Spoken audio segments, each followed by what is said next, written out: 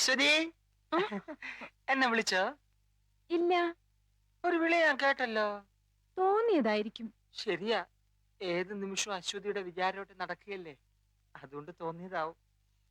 ശരി, ഞാൻ ഡിസ്റ്റർബ് ചെയ്യുന്നില്ല. ബുദ്ധന്റെ റിസർച്ച് നടക്കട്ടെ. Best of luck. അപ്പുകുട്ടേട്ടാ. എന്താ അശ്വതി? ഞാൻ അപ്പുകുട്ടേട്ടാന്ന് വിളിച്ചപ്പോ അശോകേട്ടൻ എന്തിനാ വിളി കേട്ടത്? എന്റെ ഓമന പേരാണെന്ന് വിചാരിച്ചു. അശ്വതി എന്ത് വിളിച്ചാലും ഞാൻ വിളി കേൾക്കും. എന്നാ ഇനി മുതൽ ഞാൻ അപ്പുകുട്ടേട്ടാന്നേ വിളിക്കുള്ളൂ. അല്ല, സ്വീറ്റ് അപ്പുന്നായാലോ? അശ്വതി ഇഷ്ടം. പോടാ, ഇത് അവന്റെ ഫോട്ടോ അല്ലേ? ഇതെങ്ങനെ ഇവിടെ വന്നു?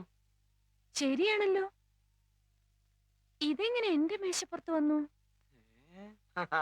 അശ്വതിയെ വശീകരിക്കാൻ വേണ്ടി അവൻ ഇവിടെ കൊണ്ടിട്ടതാണ്. ഓ, രണ്ടും കൽപ്പിച്ച് നടക്കുന്നവൻ അവൻ.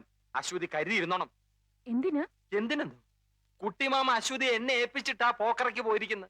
തിരിച്ചു വരുന്നതിന് മുമ്പ് അവൻ എന്തെങ്കിലും അതിക്രമം കാണിച്ചാല് സമാധാനം പറയേണ്ടവൻ ഞാനാ.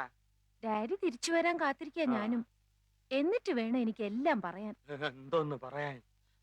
അവനെ പറ്റി ഇനി മനസ്സിൽ വെച്ചിരുന്നിട്ട് കാര്യമില്ല. അശ്വതി, ഒന്നുകൊണ്ട് പേടിക്കണ്ട. നാളെ മുതൽ ഞാൻ നിഴല് പോലെ അശ്വതിയുടെ പുറകെ ഉണ്ടാവും. ബാക്കി ഇരുന്നോണ്ട്. Thank you. Good night. Good night.